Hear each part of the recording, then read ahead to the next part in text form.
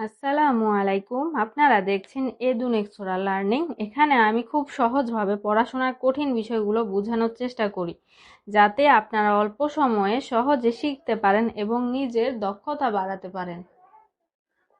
বোর্ডের কোশ্চেনটা হলো, শতকরা বার্ষিক 8-এর 2 ভাগের 1 ভাগ টাকা মুনাফার কত টাকার 6 বছরে মুনাফা 2550 টাকা হবে। তো প্রশ্নটা দ্বারা বোঝা যায় শতকরা মানে 100, বার্ষিক মানে বছরের শেষ বুঝাইছে, এক বছরে কত টাকা আসে।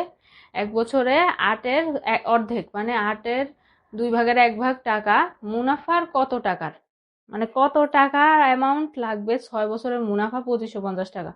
6 বছরের মুনাফা যে হবে তার, সেই লোকটির কত টাকা লাগছে রাখার জন্য 6 বছরের মুনাফা, সেটা বের করতে হবে।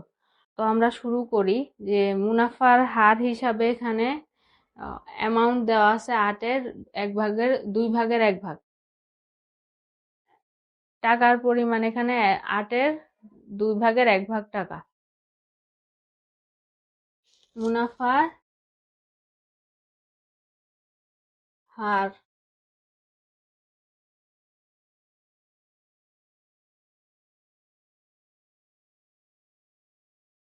বা এটারে পার্সেন্টেজ দিব, কারণ শতকরার কথা বলছে না, শতকরায় আমরা প্রকাশ করতেছি। বা এটা 8-এর 8 দুগুণী 16, আর 1-এ যোগ করলে 17 আসে, নিচে 2 রয়ে গেছে। আমরা শতকরায় প্রকাশ করছি আর কি, ভাঙছি সংখ্যাটারে। তাহলে এখন আমরা যদি মুনাফায় প্রকাশ করি, তো মুনাফার একটা সূত্র আছে, সেই সূত্র হিসাবে আমরা প্রকাশ করতে হবে। আমাদের মেইন মুনাফার কত টাকা সেটা বের করতে হচ্ছে। আমরা জানি, মানে মোট কথা আসল টাকাটা বের করতে বলছে, আসল। আই সমান সমান, আগে আমাদের সূত্রটা ভেঙে নিতে হবে। আই সমান সমান পি আর এন, এগুলা কি আমি ব্যাখ্যা করতেছি। বা এখন আমরা, আই মানে হইতেছে মুনাফা, পি মানে হইতেছে আসল, আর মানে মুনাফার হার, এন মানে সময় মানে বছর বা সময় বা বছর। আই তো মুনাফা, মুনাফা তো এই সাইডে থাকতে পারবে না, কারণ আমাদের আসলটা বের করতে হবে। তাহলে পি আনবো আমরা এই পাশে, আইটা ওই পাশে নিয়ে যাব। আই যদি ওই পাশে চলে যায় তাহলে এটা ভাগ হয়ে যাবে, কারণ এটা গুণ অবস্থা আছে, আই ভাগ আর আর এন নিচে চলে যাবে। তাহলে এতটুকু আশা করি বুঝতে পারছো তোমরা সবাই। আমি এবার মেইন অঙ্কে চলে যাই। আসল, পি মানে হচ্ছে আসল। এখন আমরা এগুলা হিসাবে অঙ্কগুলা বসাবো। আই মানে মুনাফা, মুনাফা এখানে কত? মুনাফা এখানে 2550 টাকা। কেমনে? 6 বছরে মুনাফার হার, ওই যে 6 বছরে মুনাফা লেখা আছে, তাহলে 2550 টাকা। আর আর হচ্ছে মুনাফার হার বলছে, এই যে মুনাফার হার হচ্ছে আমরা বের করছি 17/2। আর এই পার্সেন্টেজের জন্য 100 বসবে। কিভাবে?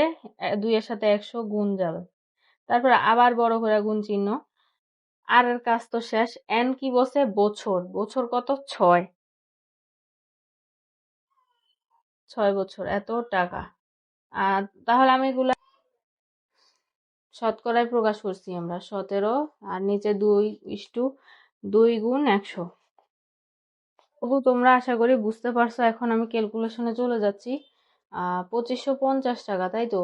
এটা থেকে যাবে নিচেরটা আগে, যে এতটুকু আমাদের ভাঙতে হবে। তাহলে 17/2 গুণ 100। এখন আমরা যদি এটাকে উল্টায়া দিই তাহলে কি হবে? 100 আর 2 উপরে চলে আসে, 100 আর 2 উপরে চলে আসে, নিচে 17 আর 6 থেকে যায়। তারপরে আমরা যদি এখন কাটাকাটি করি, তো এটার এটা ভাগ দিলে 150 টাকা আসে। তো 150 টাকা আসে। 150 আর 17 যদি আমরা গুণ করি, 7 শূন্য শূন্য, 7 5 7 35, 3 হাতে থাকে, 7 একে 7, 7 আর 3 10, কিন্তু শূন্য, 1 শূন্য শূন্য, 5 একে 5, 1 একে 1। তাহলে এখন যোগ করি, 0 5 5, 2550 আছে। 2550, তাহলে এটা কাটা গেলে 150 থাকে।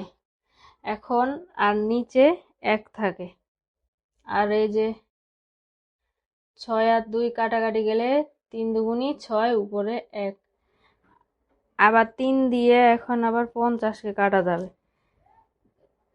আবার 3 দিয়ে এখন 150 টাকাকে কাটা যাবে। 3 50-এ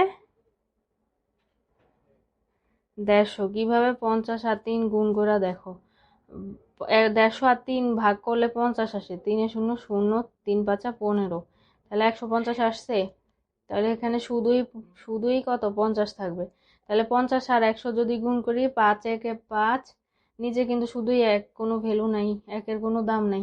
5 1 5, আর 3টা শূন্য বসে যাবে, 5000 টাকা। তাহলে আসল কত, উত্তর কত বের হয়েছে?